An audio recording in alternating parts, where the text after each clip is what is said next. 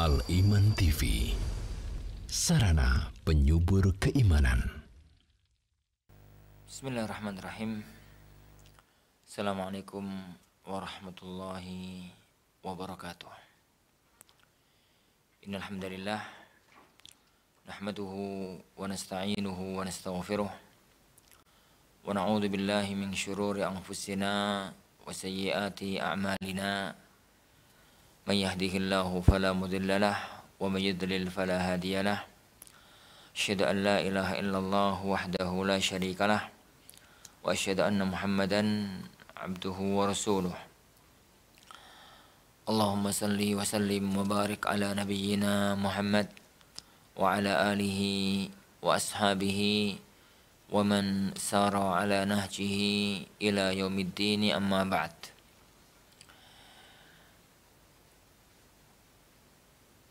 Jamaah kaum muslimin, jamaah kaum muslimah, akhwani wa akhwati fiddin, azanillahu wa iyyakum, para pemirsa Iman TV, para pemirsa Al-Furqan TV dimanapun anda berada, yang semoga senantiasa mendapatkan curahan rahmat dari Allah Subhanahu wa Ta'ala. Alhamdulillah, di malam yang berbarakah ini kita kembali dipertemukan oleh Allah Subhanahu wa Ta'ala di majelis kita, majelis tafsir Al-Jalalain, tafsir Al-Quran Al-Azim, yang ditulis oleh dua imam besar, oleh dua imam yang mulia, Imam Jalaluddin Suyuti dan Al-Imam Jalaluddin Al-Mahalli rahimahumallahu jami'an. Taib. Kita sekarang masuk pada ayat yang ke-25 dari surat Al-Baqarah. Rabbuna Jalla wa'ala berfirman, وَبَشِّرِ الَّذِينَ آمَنُوا وَعَمِلُوا الصَّالِحَاتِ أَنَّ لَهُمْ جَنَّاتٍ تَجْرِي مِنْ تَحْتِهَا الْأَنْهَارُ كُلَّمَا رُزِقُوا مِنْهَا مِنْ ثَمَرَةٍ رِزْقًا قَالُوا هَذَا الَّذِي رُزِقْنَا مِنْ قَبْلُ وَأُتُوا بِهِ مُتَشَابِهًا وَلَهُمْ فِيهَا أَزْوَاجٌ مُطَهَّرَةٌ وَهُمْ فِيهَا خَالِدُونَ. Wabashir, dan beritahukanlah, berikan kabar gembira. Bashir, yani kata Imamul Suyuti rahimahullah, akhbir, habarkanlah, beritahukanlah. Kepada alladzina amanu, kepada orang-orang yang beriman. Mana orang-orang yang beriman itu saddaqu billah, orang-orang yang meyakini, mempercayai Allah Subhanahu wa Ta'ala. Wa amilus salihat, dan orang-orang yang beramal saleh, iman dan beramal saleh. Beramal saleh artinya adalah minal furuli wan nawafil, menjalankan amal saleh, saleh yang wajib, dan meninggalkan amal saleh yang sunnah. Taib. Allah Subhanahu wa Ta'ala memerintahkan kepada Nabi-Nya sallallahu alaihi wasallam untuk menyampaikan, memberikan kabar gembira, memberitahukan kepada orang-orang yang beriman kepada Allah dan kepada orang-orang yang dia itu beramal saleh. Amal saleh dalam arti menjalankan kewajiban-kewajiban dan menjalankan amal-amal sunnah, baik yang berhubungan dengan Allah Subhanahu wa Ta'ala maupun yang berhubungan dengan sesama. Apa janji Allah Subhanahu wa Ta'ala? Apa yang akan diberitahukan oleh Rasulullah sallallahu alaihi wasallam? Anna ay bi anna lahum jannat, bahwa mereka itu akan mendapatkan jannat, surga. Apa artinya jannat? Hadaiqa dzat, yani hadaik dzat syajarin wa masakin. Jannatin hadaiqa dzata syajarin wa masakin. Kebun-kebun yang memiliki pohon-pohon yang rindang dan ada tempat-tempat tinggal dalamnya. Jadi surga itu gambarannya adalah tempat yang indah, tempat yang nyaman. Di situ banyak tempat berteduh, banyak pohon-pohon yang rindang. Di situ banyak tempat yang bisa untuk dijadikan tempat berteduh, jadi tempat tinggal. Itu arti jannat secara bahasa. Itu tuh gambarnya di dunia sangat nyaman. Terutama tatkala ayat ini turun. Karena tatkala ayat ini turun, turun kepada orang-orang yang tinggal di Mekah, kepada orang-orang yang tinggal di Madinah, di negeri tandus, di negeri yang nggak ada pohon, di negeri yang nggak ada kebun. Tapi kemudian Allah menggambarkan bahwa surga itu adalah tempat yang lapang, banyak pohon-pohon yang rindang, banyak tempat-tempat tinggal. Mereka membayangkannya jauh lebih nikmat daripada kita membayangkannya di Indonesia. Karena kita di Indonesia tempat semacam itu lumrah, banyak. Meskipun demikian, kita harus meyakini satu kaidah bahwasanya tatkala Allah Subhanahu wa taala bicara tentang perincian nikmat-nikmat surga, itu yang sama adalah namanya, tapi beda hakikatnya. Yang sama namanya sama, tapi beda hakikat. Karena ini Abdullah bin Abbas mengatakan, ma fid dunya ma fil jannati minad dunya illa asma. Kalau ada kesamaan antara dunia dengan yang ada di surga, sama itu hanya sama asma, hanya sama dari sisi nama, tapi hakikatnya berbeda. Karena Allah Subhanahu wa taala dalam sebuah hadits qudsi, yakni beliau berfirman, a'adatu li ibadiyas salihin, a'adatu li ibadiyal muttaqin ma la 'ainun ra'at wa la udhunun sami'at wa la khatara ala qalbi bashar. Aku telah menyediakan untuk hamba-hambaku yang beriman, yang bertakwa, yang soleh, yakni surga yang belum pernah dilihat oleh mata, belum pernah terdengar oleh telinga, dan belum pernah terbetik dalam pikiran manusia. Surga itu, jannat itu, tajri min tahtihal anhar, mengalir dari bawahnya, min tahtiha dari bawahnya, ay min tahti asyariha wa kusuriha, di bawah pohon-pohon itu, di bawah sungai, di bawah istana-istana itu, al-anhar, sungai. Ay al-miyah fiha, yang mengalir itu bukan sungainya, tapi air yang ada dalam sungai. Wan nahru, anhar itu bentuk jamak dari an-nahr. An-nahr itu al-mawdhi alladhi yajri fihi al-ma', tempat yang mengalir padanya air. Li'anna al-ma'a yanharuhu ay yahfiruhu, karena dinamakan sungai dalam bahasa Arab itu nahrun. Kenapa kok nahar, sungai itu dinamakan dengan nahar? Nahara dalam bahasa Arab itu artinya hafara, gali, ngelobangi. Gitu ya. Kenapa nahar itu dinamakan dengan nahar? Karena alma yanharuhu, air itu ngelobangi, air itu memperdalam, ini mendalamkannya.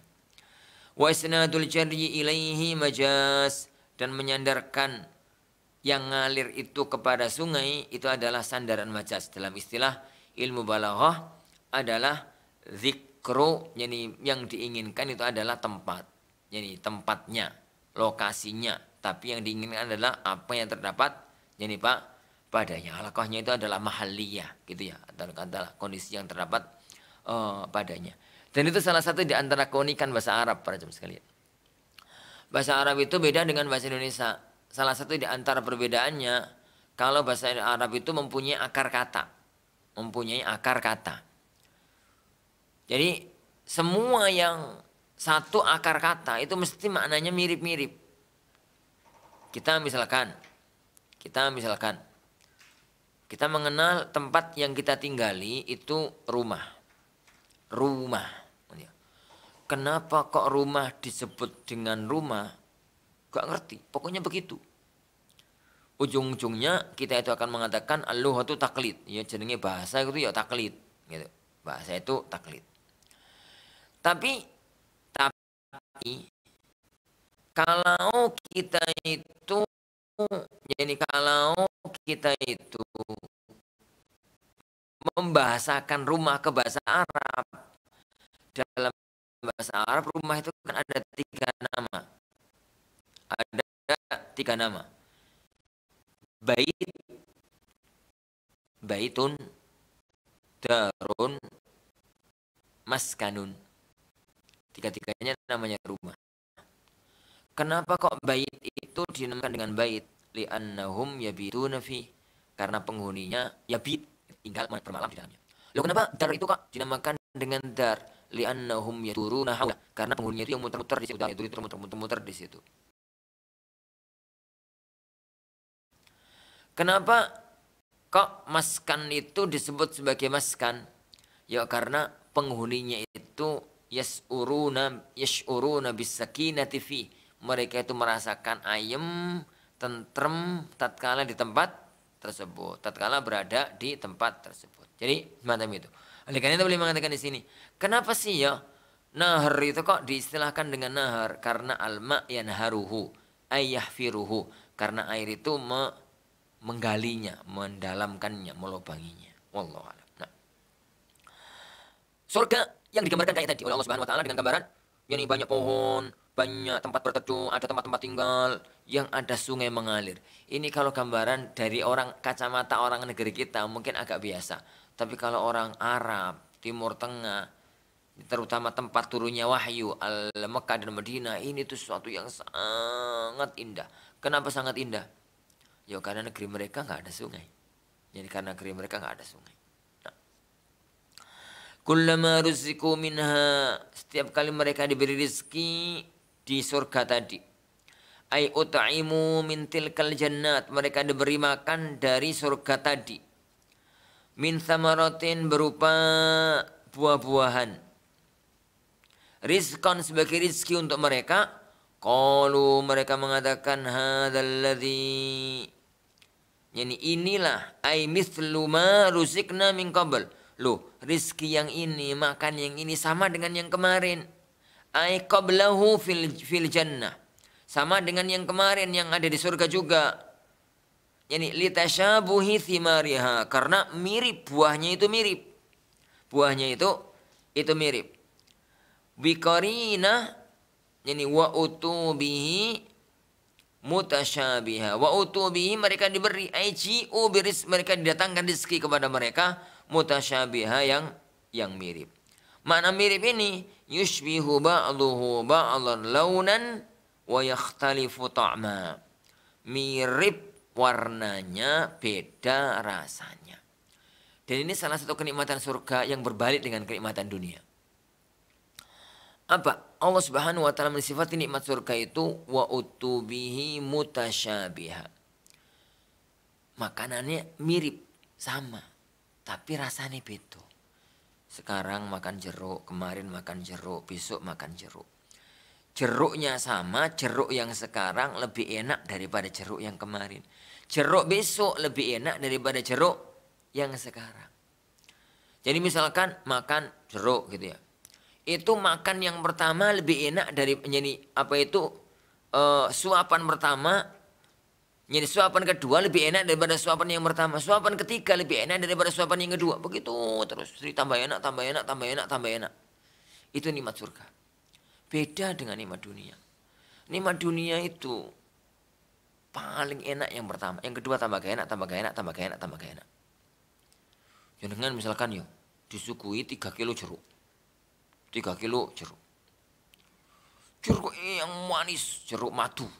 Jeruk yang manis, jeruk yang paling manis. Buka itu, Masya Allah, seger. Baru petik dari pohon, seger gitu. Buka itu pertama kali makan itu enak sekali. Sudah habis separuh, makan berikutnya masih enak. Buka lagi, itu enaknya berkurang. Habis tapi masih enak. Buka lagi yang ketiga, ya mungkin masih enak tapi males gitu ya. 5 buah sudah gak mau. Dipaksa suruh habiskan, malah marah. Itulah dunia.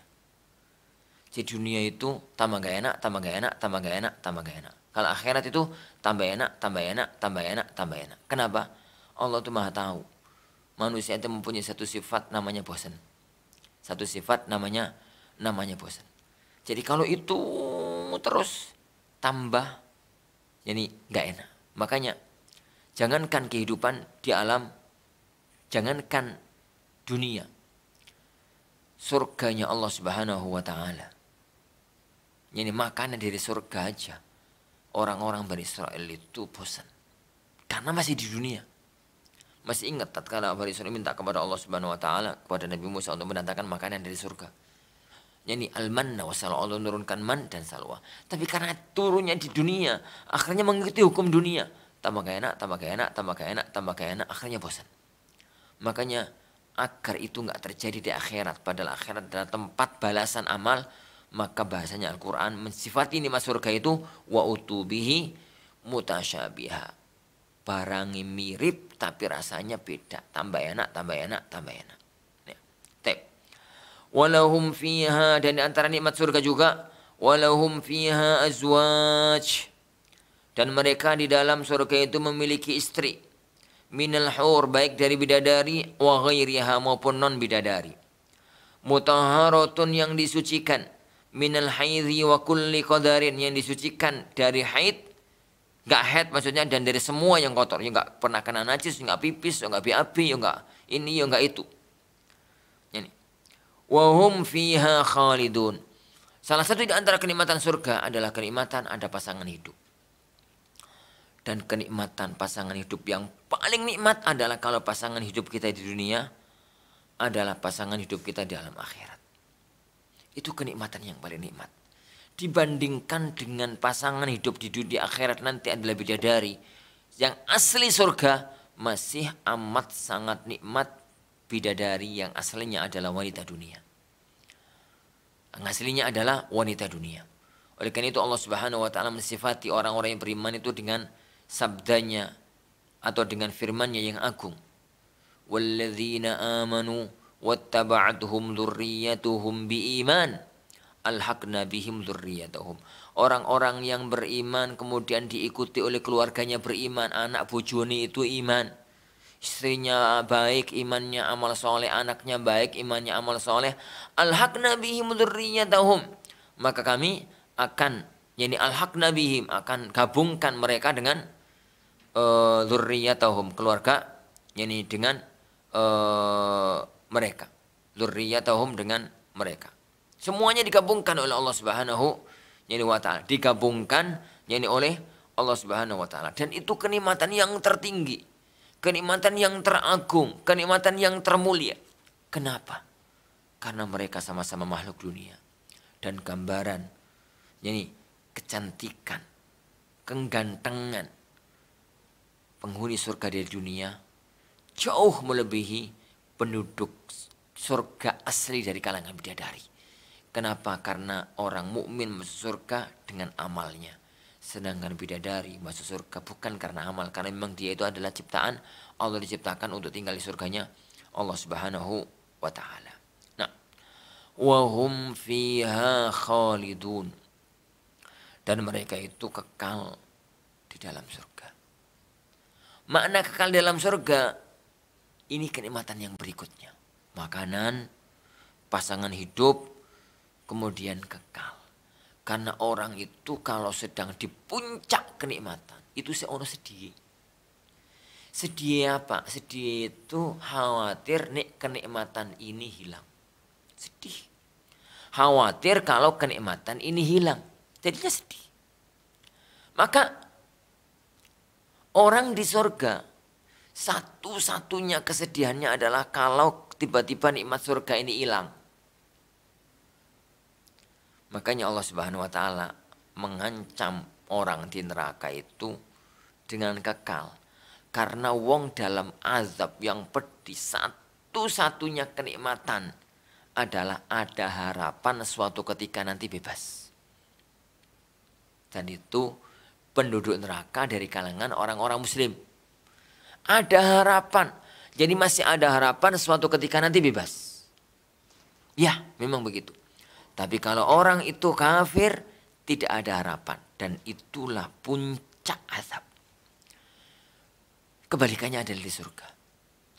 Orang di surga itu kenapa dijanjikan oleh Allah khalidina fiha? Lebih ditekankan lagi abada dalam ayat-ayat yang lain. Lafadznya kekal, jelas-jelas kekal selama-lamanya. Kenapa? Karena orang tatkala di puncak kenikmatan, satu yang paling ditakuti adalah kalau tiba-tiba nikmat itu hilang darinya. Nah, dan itu nggak ada di surga. Khalidun, makithuna abadan, mereka itu kekal, tinggal kekal, la yufnauna wa la yukhrajun, yang enggak akan fana, enggak akan dikeluarkan dari surga, enggak akan habis, enggak akan dikeluarkan dari surga.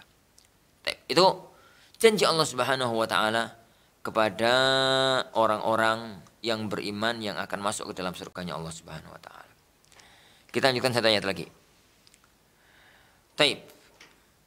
Berkata Imam Suyuti rahimahullah ta'ala, wa nazala raddan liqaulil yahud, dan turunlah firman Allah untuk membantah ucapannya orang-orang Yahudi.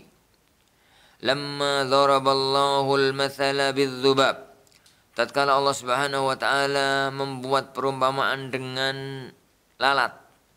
Lalat. Fi qaulihi, dalam firman-Nya, wa iyaslubhumudz dzubabu syai'a, jika lalat itu mengambil dari mereka sesuatu, tidak akan mereka mampu untuk bisa membela diri, patung-patung itu maksudnya. Wal ankabut, Allah juga pernah membuat perumpamaan dengan laba-laba. Fi qaulihi, dalam firman-Nya, kamatsalil ankabut, semacam perumpamaan laba-laba. Ma aradallahu bidzikri hadhil asya' al-khasisa. Orang-orang kafir itu protes, ngomong, loh Allah itu karepe apa to ya? Kok nyebut binatang-binatang kecil, nyebut binatang-binatang rendahan kayak semacam ini. Karepe Allah itu apa gitu. Maka Allah menurunkan firman-Nya, maka Allah menurunkan firman-Nya, innallaha la yastahyi an yadriba yaj'ala mathala. Allah itu enggak malu.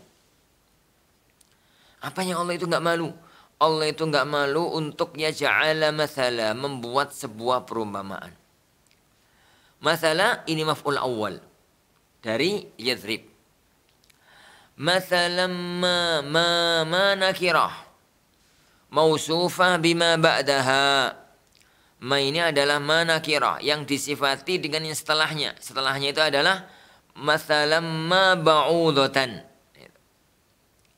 Kalau ini kita katakan ma ini nakirah, maka isim nakirah maksudnya, maka dia adalah maf'ul tsani, maf'ul yang kedua. Jadi masalah itu maf'ul yang pertama, ma maf'ul yang kedua. Ayya mathalin kan, maknanya adalah perumpamaan apapun. Allah itu enggak malu untuk membuat perumpamaan apapun. Taib. Itu kemungkinan makna yang pertama. Mana yang kedua, au zaidah. Ma itu mungkin ma zaidah. Ma zaidah itu ma secara nahwu tambahan, tapi secara makna penguat.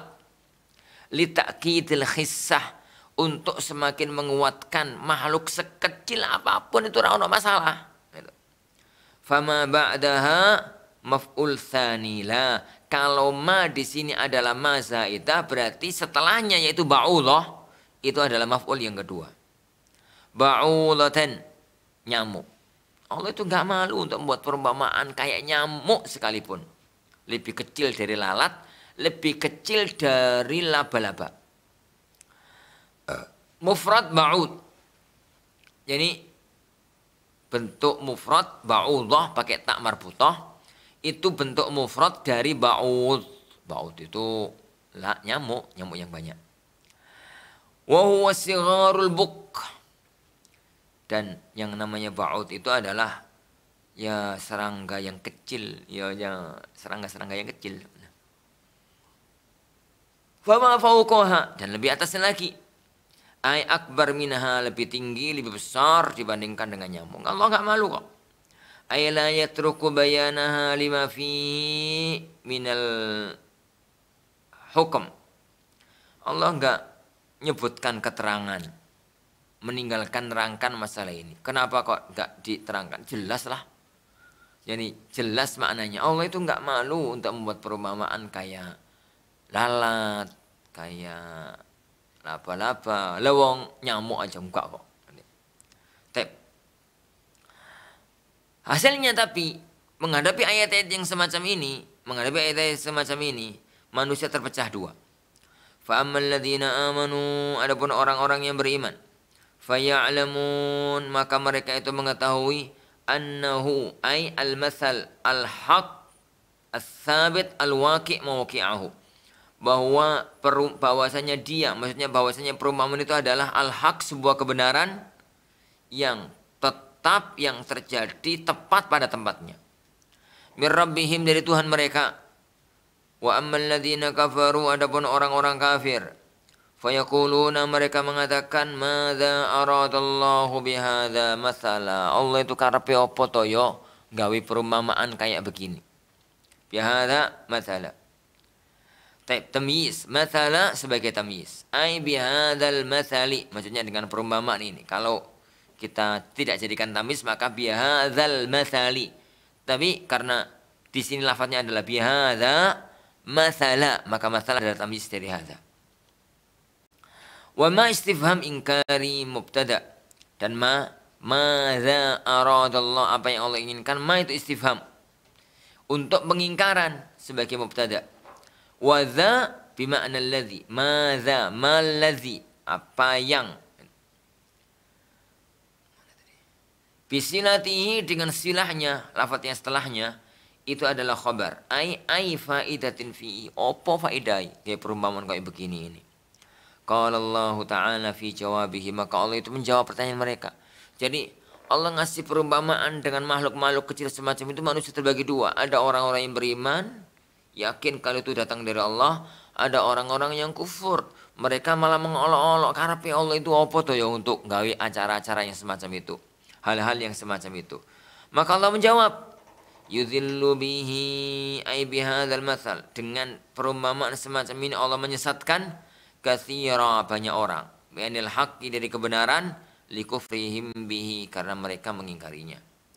Wa yahdi bihi katsira, dan Allah itu memberikan petunjuk dengan perumpamaan ini banyak orang, minal mu'minin, dari kalangan orang-orang yang beriman, litasdiqihim bihi, karena mereka membenarkannya. Karena memang dari dalam hatinya sudah ada keimanan, perumpamaan apapun diterima, tambah iman. Tapi kalau sudah ada dalam hatinya itu pengingkaran, jadi apapun yang diingkari, tambah kufur. Itu Allah Subhanahu wa Ta'ala ingin membuktikan. Yani Allah Subhanahu wa Ta'ala ingin menampakkan, karena nampak itu setelah diuji. Nampak itu setelah diuji. Nih uang itu uripi normal, itu nggak ketahuan. Tapi seorang wanita istri misalkan, ketahuan setianya kalau kondisi ekonomi keluarganya itu terpuruk. Dia setia, baik, berarti dia wanita yang baik. Tapi kalau ekonomi lancar, sehat selalu, setia, ya semua orang bisa. Kondisi seorang santri bisa teruji adabnya. Nek kadang-kadang ustadznya itu gurune rapat yang enak kalau ngajar. Seorang guru bisa teruji keguruannya kalau dia itu mampu mencerdaskan anak-anak sih nggak pinter. Gitu. Lah, Allah Subhanahu wa Ta'ala membuat perumpamaan kayak nyamuk itu agar nampak sopo wong sing bener imani, sopo sing gak. Orang yang bener imani tetap yakin kalau itu datang dari Allah. Tapi orang yang gak bener imani, nampaklah kejahatannya, nampaklah apa yang ada dalam hatinya. Makanya Allah Subhanahu wa Ta'ala mengatakan, yudhillu bihi katsira wa yahdi bihi katsira. Wa ma yudhillu bihi illal fasiqin. Dan tidaklah Allah Subhanahu wa Ta'ala itu menyesatkan kecuali orang-orang yang fasik. Ai al-kharijina an ta'atihi, orang-orang yang keluar dari jalan ketaatan. Siapa itu orang-orang fasik? Insyaallah Subhanahu wa Ta'ala akan kita bahas pada ayat yang berikutnya. Bi'idzni rabbina tabaraka wa ta'ala, pada pertemuan yang akan datang bi'idznillah. Insyaallah Subhanahu wa Ta'ala ini yang kita pelajari pada pertemuan kita kali ini. Insyaallah Subhanahu wa Ta'ala kita lanjutkan pada waktu yang akan datang bi'izni rabbina tabaraka wa ta'ala. Wallahu a'lam wa sallallahu wasallam wa baraka ala nabiyyina Muhammad. Dukung channel kami dengan like, subscribe, dan aktifkan notifikasi agar kamu tidak ketinggalan video-video menarik lainnya.